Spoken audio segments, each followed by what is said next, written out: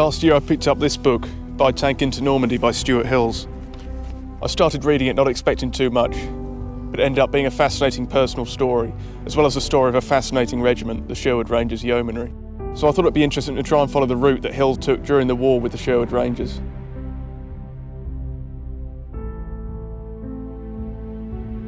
Stuart Hills was born in 1924 in Hong Kong, but returned to England for schooling. In 1942 he enlisted and carried out officer training in Sandhurst, before being commissioned into the Sherwood Rangers Yeomanry in January 1944, aged 20 years old.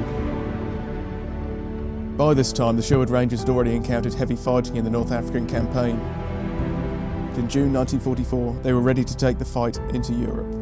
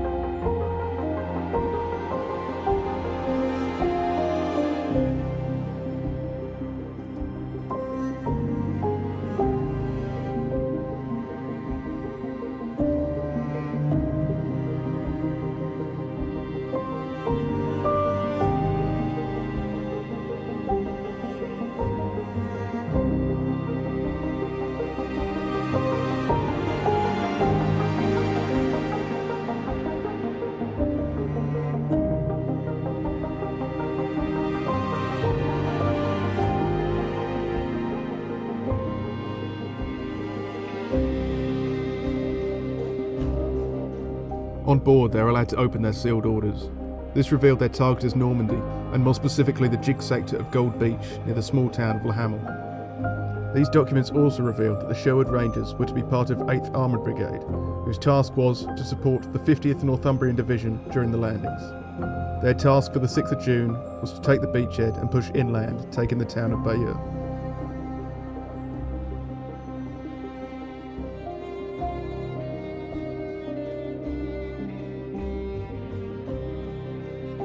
The Sherwood Rangers themselves were split into 3 squadrons.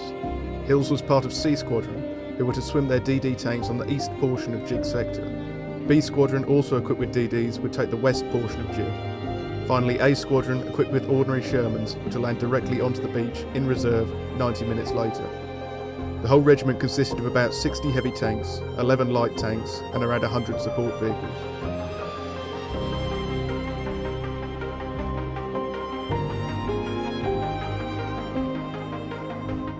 The plan was to swim the tanks 5 miles out from the beach, at a maximum swimming speed of just under 5 miles an hour. This would take at least an hour. The tanks were to be first ashore and arrive at the beach 5 minutes before the infantry, to knock out enemy targets with the infantry following up behind. At least all this was the plan.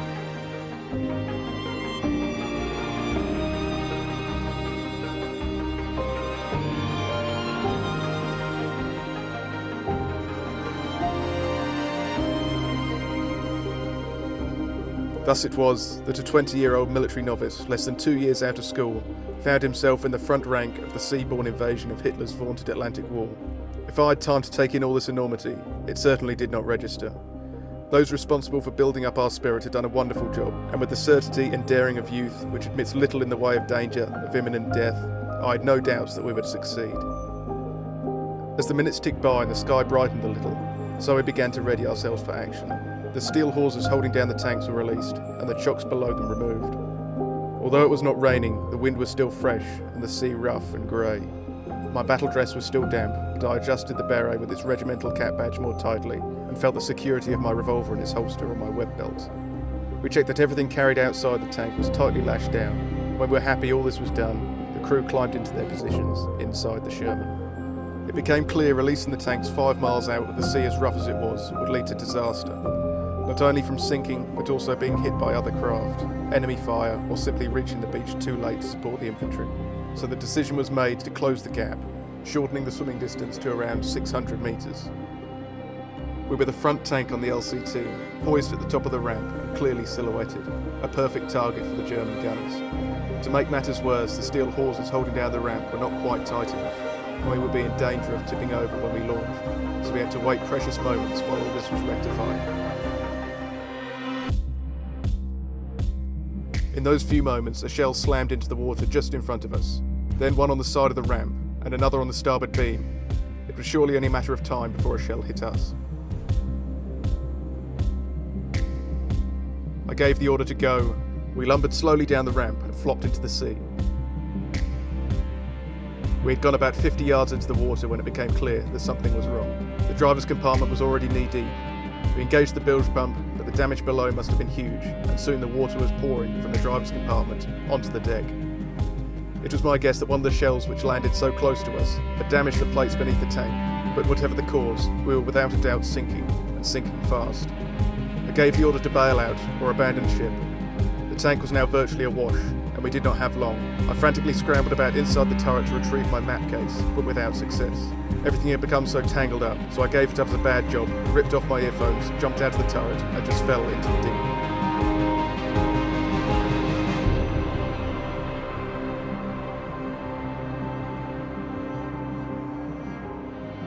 So with invasion now in full swing, Hills and his crew floated aimlessly around 500 metres offshore, with a strong current moving them east. They could see the 4 other tanks of their LCT struggling to make it ashore. 2 were very low in the water and did not make it. On the shore they could see signs of fighting and burned out tanks. They witnessed 2 LCTs on fire and scores of other landing craft heading for the shore. Occasionally there would be a large explosion where an ammunition dump or strong point had been hit, and overhead aircraft were still swarming over, searching for targets of their own.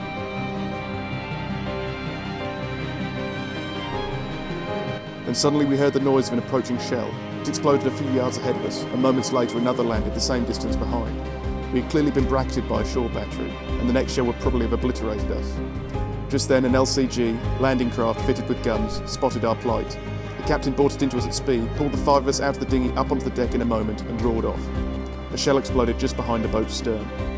We were taken below deck by 2 ratings, who gave us some much needed whiskey and chocolate bars, and wrapped us up in blankets to warm us up. We even found ourselves listening to the announcement of D-Day over the radio.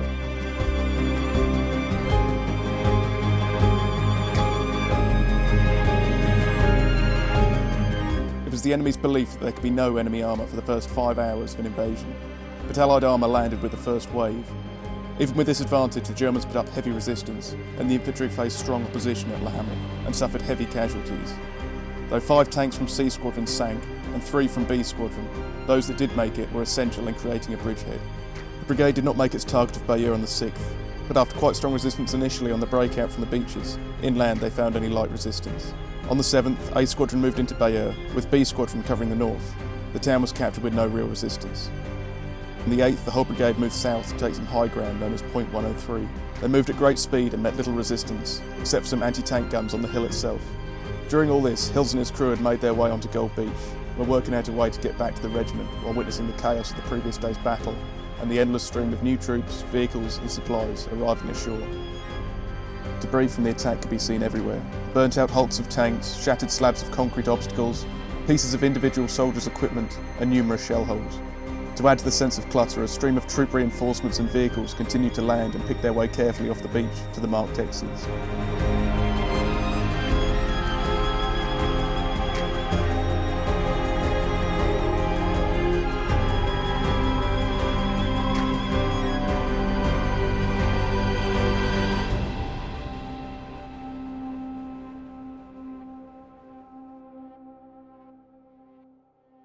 On the 8th they made their way inland, heading in the general direction of Bayeux. Although in their own lines the threat of enemy snipers was still very possible. By chance they found the brigade's forward delivery squadron, where replacement tanks were being concentrated. Hill's arrival had been an unexpected one. The Padre had recorded in his diary no news of Hills or his crew, no body or grave, and it was probably presumed that they drowned with their tank. They acquired one of these brand new Shermans, but were ordered to remain in place for the next several days.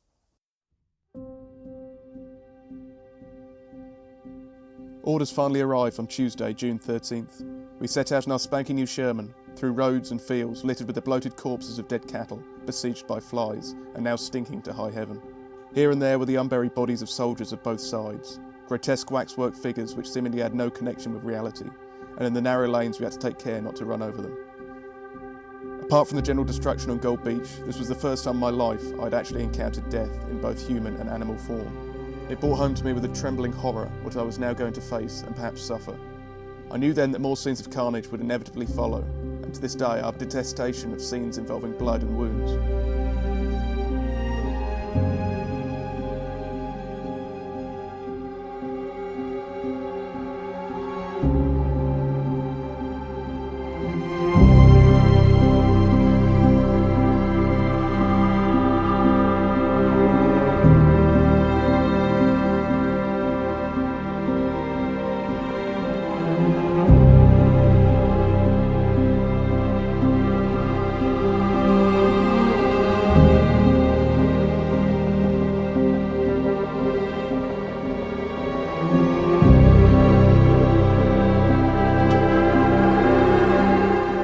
By this time, the Sherwood Rangers had suffered a number of casualties. The regiment's Reverend, Leslie Skinner, kept a meticulous diary of the regiment's wounded and losses. He often took it upon himself to extract the burnt corpses from knocked-out tanks, not wanting to burden this horrific task to anyone else. This means the losses of the Sherwood Rangers are mostly well documented, and the regimental losses up to June 13th were as follows. Lieutenant Montague Bernard Hawley, while engaging enemy positions on Gold Beach just after landing, the canvas skirt on their DD tank caught fire after being hit by an anti-tank gun. While bailing out, he was killed by machine gun fire, along with Trooper Jesse Arthur Warboys. Sergeant William Digby, aged 22, was the tank behind Hawley's on Gold Beach. They made it off the beach but were hit by an armour-piercing round on the approach to La Hamel, leaving all the crew wounded. The driver managed to reverse back to the beach but got stuck. They spent the rest of the day stuck in their tank under heavy fire. They were rescued in the evening and taken to a casualty clearing station, but Digby died of his wounds on the 8th. Trooper George Percy, badly wounded on Gold Beach, he was evacuated to England but died of his wounds 3 days later. Lieutenant Wharton commanded a DD tank that unfortunately sank on its approach to the beach. Wharton managed to escape, but Trooper William George Gein, Trooper William John Hewlett, Trooper Alfred Jackson, and Trooper John Thomas Lowe all drowned. Also believed to have drowned were Trooper Harvey William Powys and Trooper Sidney Pownall.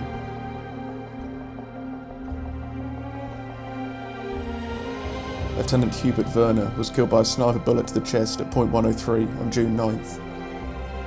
Ronald Hill was seriously wounded when his tank was hit on the 12th of June at point 103. He died the next day while being evacuated. Trooper Claude Turner, killed on point 103, aged 23. On the 9th of June, at point 103, Captain John Bethel Fox and Captain Keith Douglas went out to Recce Saint-Pierre on foot, like they had successfully done the day before. This time they were chased back by mortar and machine gun fire. Bethel Fox survived, but Keith Douglas was shot in the leg and then killed by a mortar blast above his head. His body was found by Skinner 2 days later. The same day, Lieutenant Peter Pepler died from a burst of machine gun fire while in the turret of his tank. On the 11th of June, after Saint-Pierre had been captured, a 105 shell landed directly on Regimental HQ during a morning meeting, killing Major Michael Laycock, the regimental commander, his adjutant, Captain George Jones, and the intelligence officer, Lieutenant Head.